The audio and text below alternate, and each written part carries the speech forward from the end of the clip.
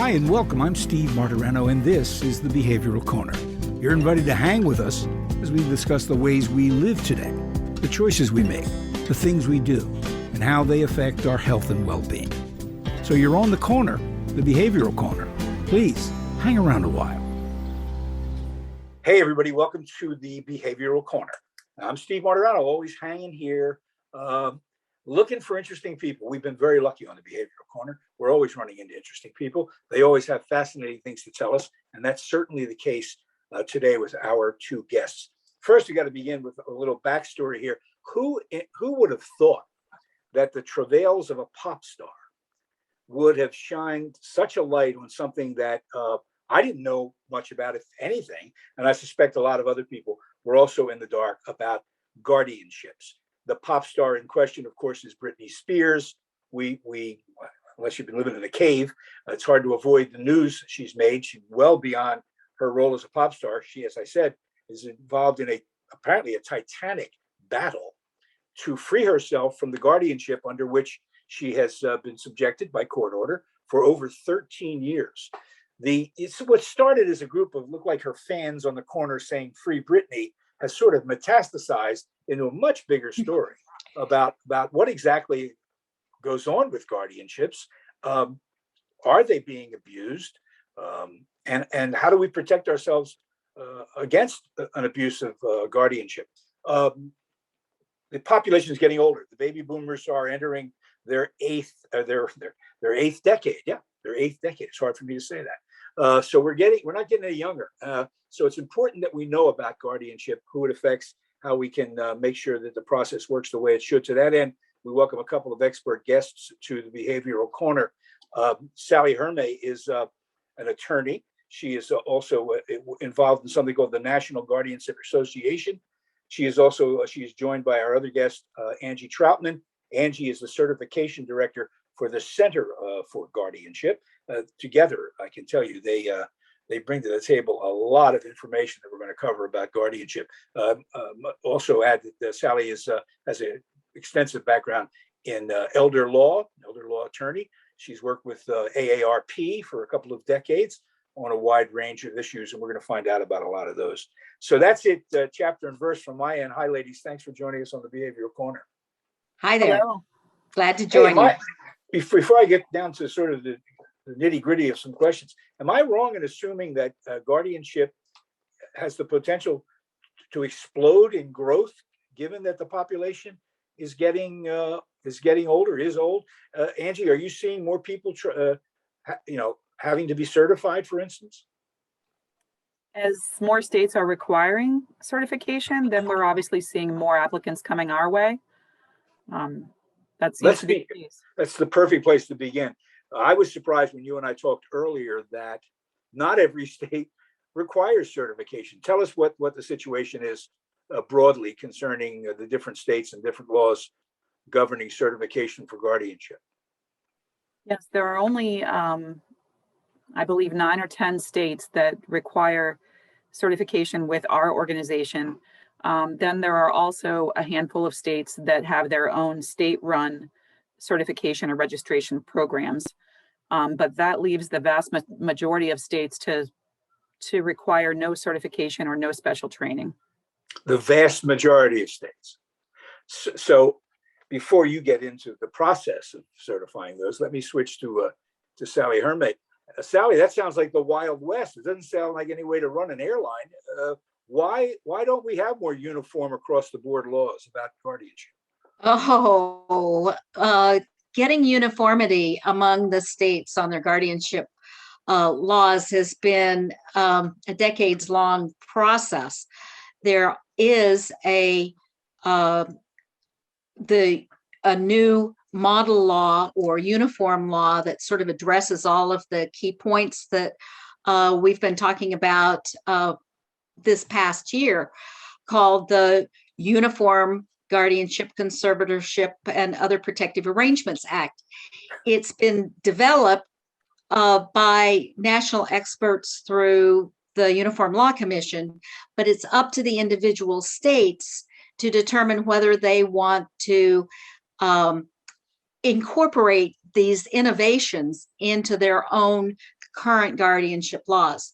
Most guardianship laws have been around for since the 80s and 90s, when there was a major reform movement, but there's still so much more that could be done in the various states. But guardianship is a state process.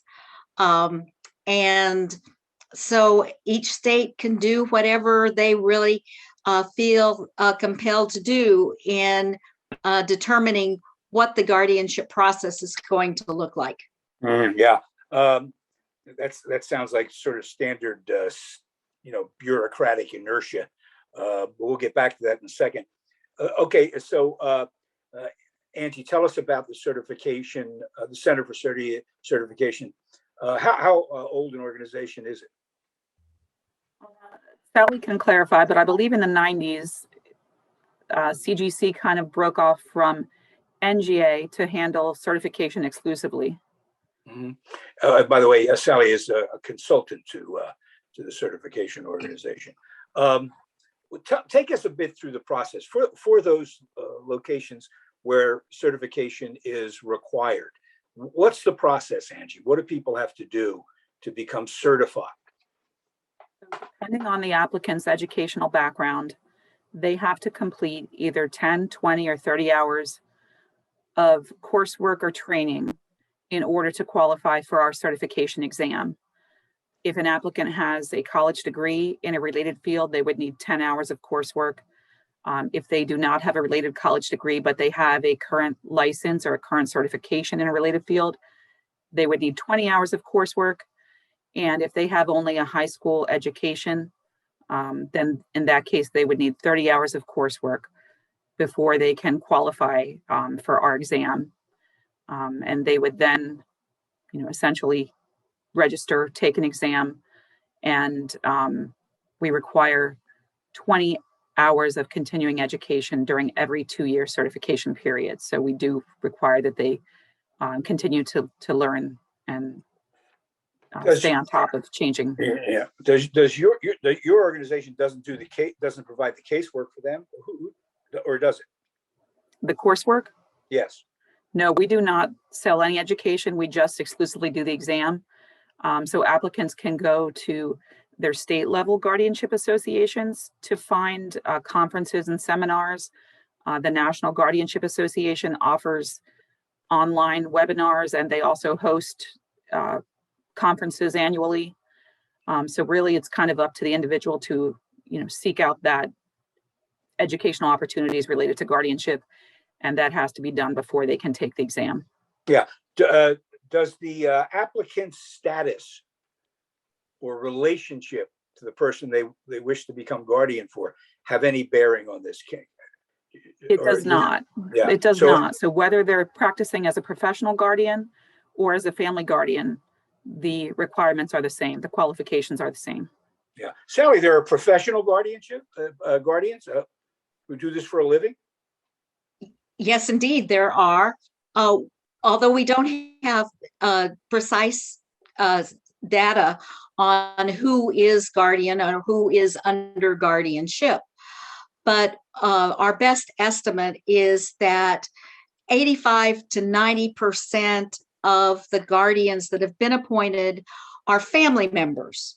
And the professional guardians are definitely the minority of individuals who are appointed. And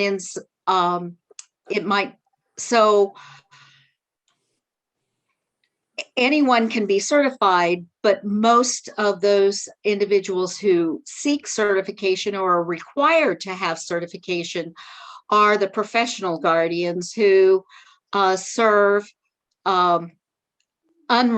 people that they're not related to. Mm-hmm. And that pool of guardians, the people who do it as a profession, in other words, a court has access to a list of those names if no family members available or anybody else. That's how they find them. Most courts do maintain a list of individuals. Certainly in those states where it's required, they would know who has been certified or not. In all the other states, certification is definitely voluntary, and CGC has many certified guardians in states where it's not required, but the professional has recognized that being certified is as an important sort of a badge of I agree to hold myself to standards of practice. I have studied and prepared for the exam. I know I have to continue my education during certification, and then they are subject to discipline if they violate any of the standards of practice. So anyone can become certified, but most of the individuals who are certified are professionals, and the family members are exempt in the mandatory states from being certified. That's what that was my next question. The percentage of people that, Angie, you see for certification sounds like they're overwhelmingly professionals in those areas where you're certifying them. And family members are exempt. Is that what I understood you say? Okay, well, when we say family members, do we mean very close family members, or can it be any family member, no matter how distant the relationship might have been? Oh, well, it depends on the family circumstances. If if there's a petition for guardianship, then there's a need to identify who can serve. The petitioner or the person seeking guardianship typically has someone in mind. It could be the person petitioning or someone in the family that they want to serve.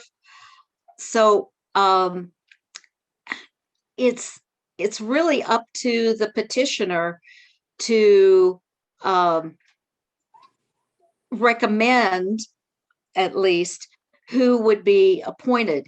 If there is no one suitable within the family, then the court will have to seek someone outside of the immediate family, right, or friends or neighbors or someone who's already in the individual support network. And that suitability is at the discretion of the judge. The court makes the determination of whether they're suitable.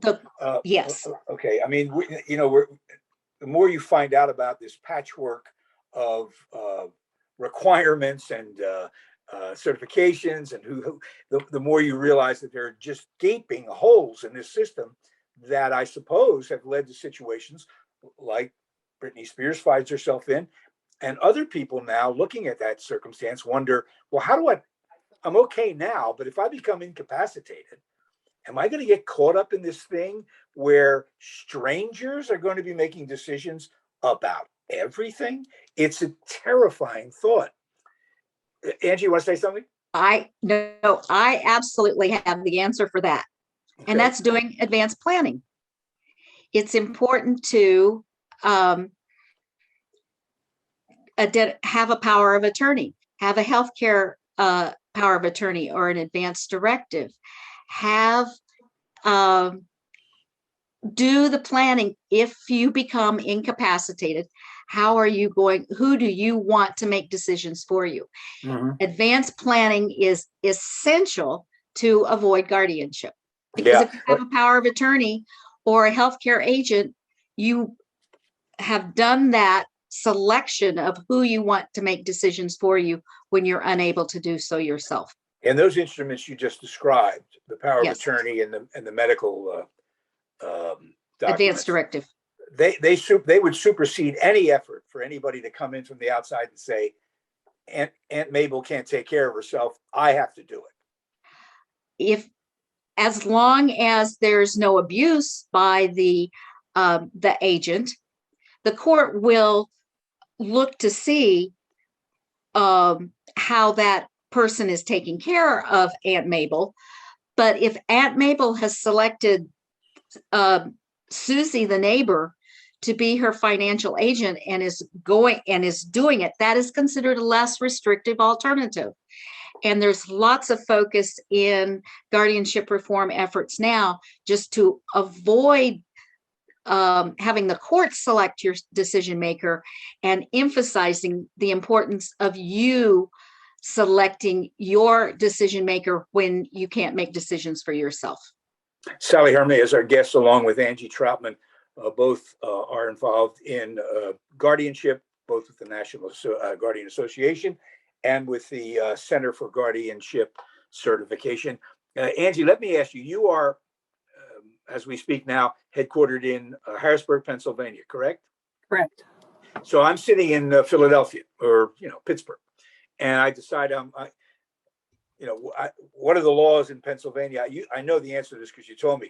How many counties in Pennsylvania require certification? Currently only 2. That's Montgomery County and Northumberland. And that's because the judges there issued a standing rule requiring it there. Yeah, well, I don't know that you have the answer to this, but why would, maybe Sally can jump in here, why would judges in one county or 2 counties here have one view on certification and every other county some other view, in fact, no view, right? What I don't understand this. We don't have different traffic certification processes or medical degree processes county by county. Why in the world would something as critical as who's going to take care of you, if you can't take care of yourself, be left so wide open? It's astonishing to me. And let me pivot to that, to go back to the Britney Spears things, because after all, it's the best example we've had, I think, as a general public.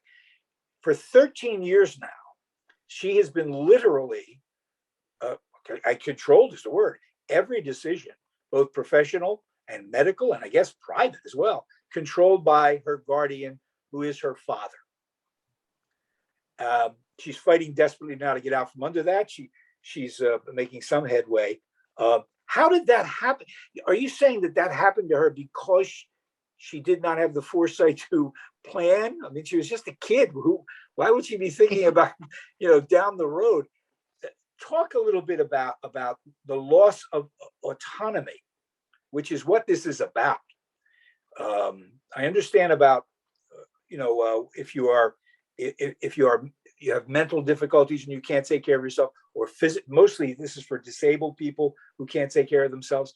But the idea that she was put under a guardianship as restrictive as this because she might have been being taken advantage of by some outside forces who wanted her money, or even that she was abusing substances. She's not the first entertainer who's ever thrown her money away or even abused drugs. How did she wind up sort of a wholly owned property of her father? I cannot comment on the history of the Britney Spears case.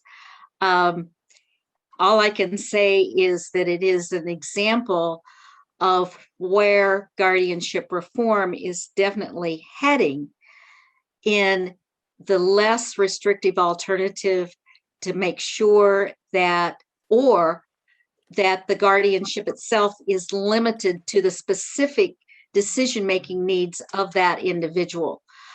That's where we're heading.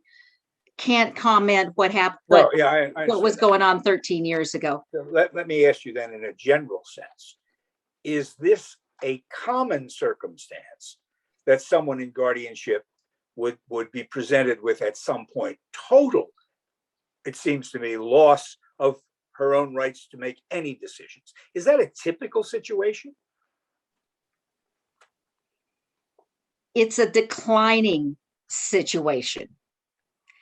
It is a problem that, a well-recognized problem by guardian advocates, that there are too many guardianships, and for people who really don't need guardianship, and those who do need guardianship don't need plenary or full guardianship that takes away all of their rights.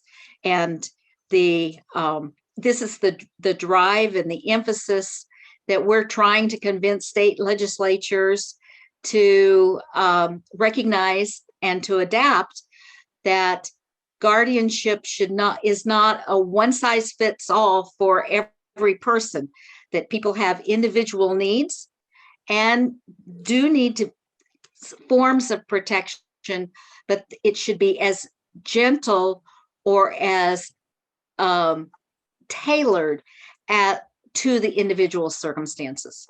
But yes, Yeah. we recognize that there are people who could have a modification.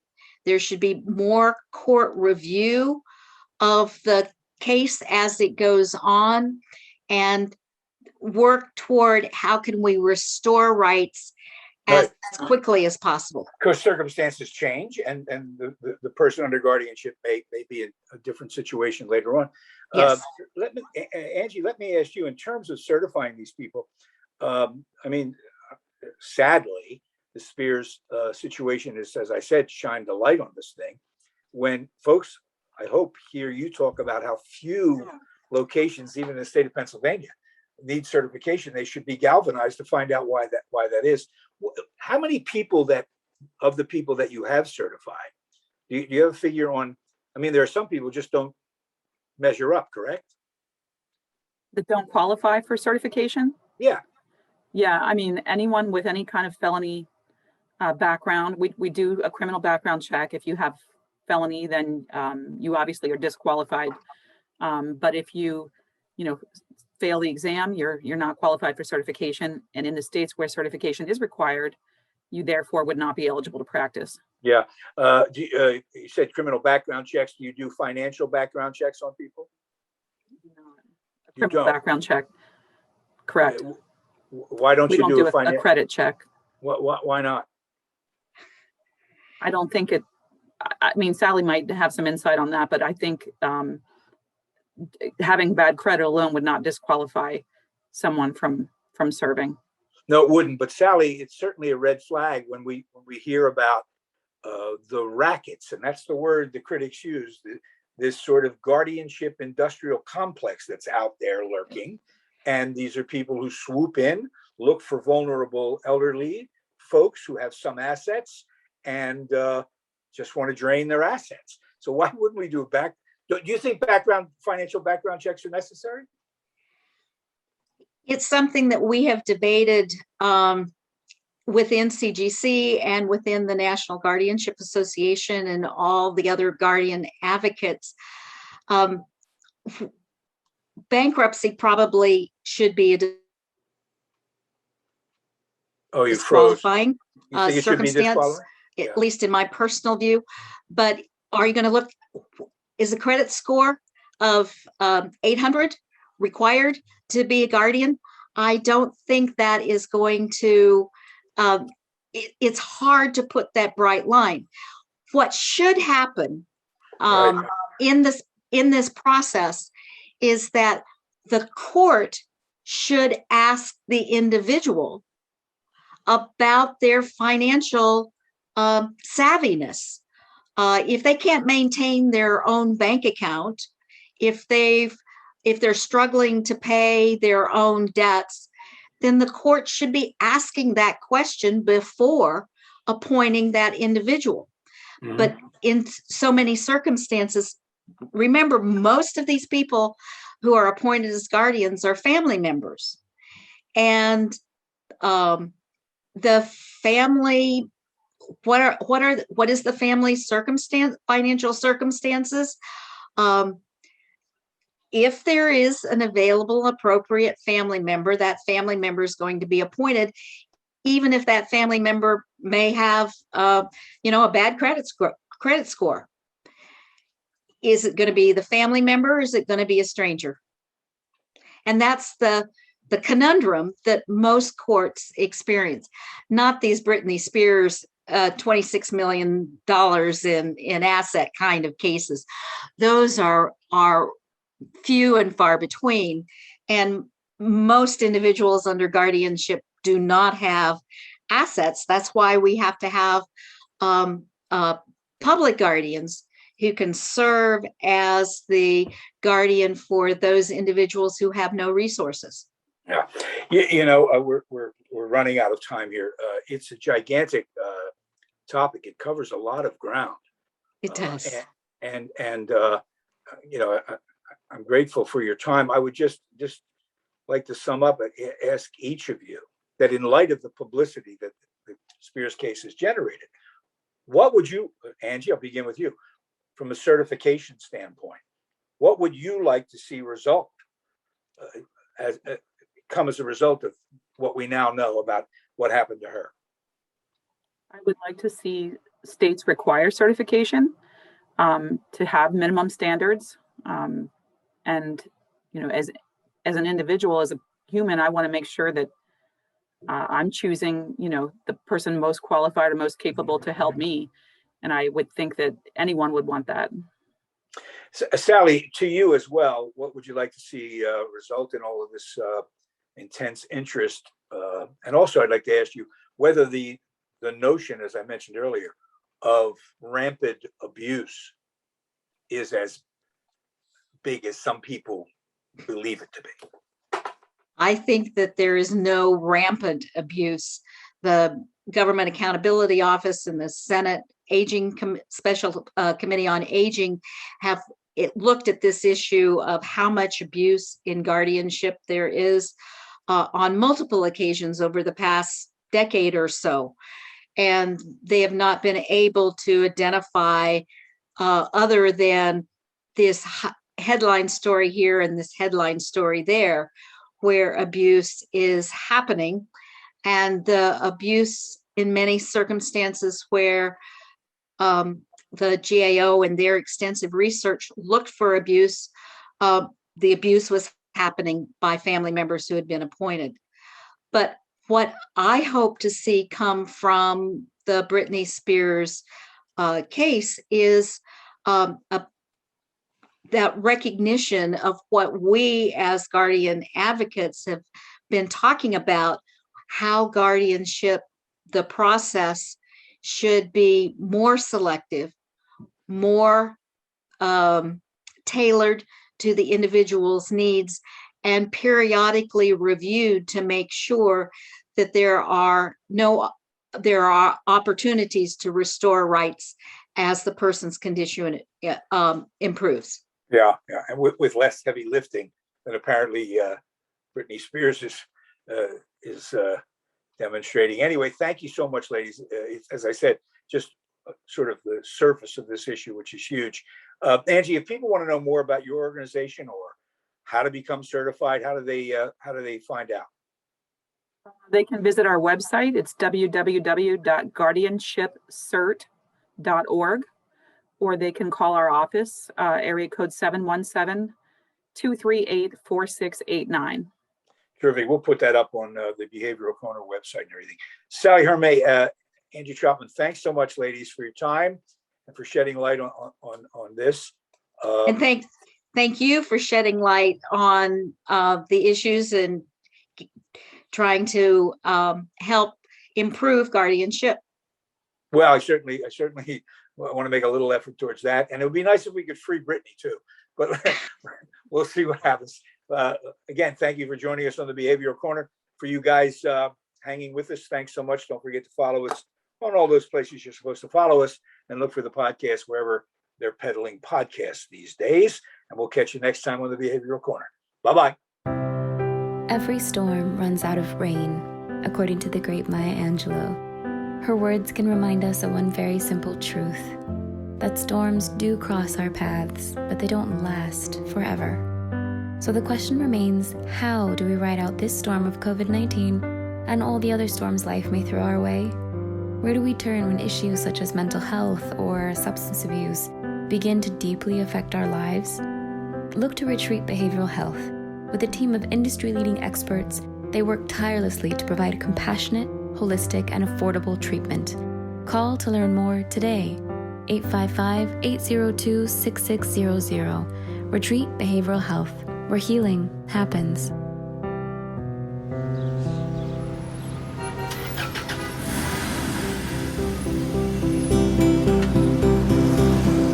That's it for now. And make us a habit, hanging out at the Behavioral Corner.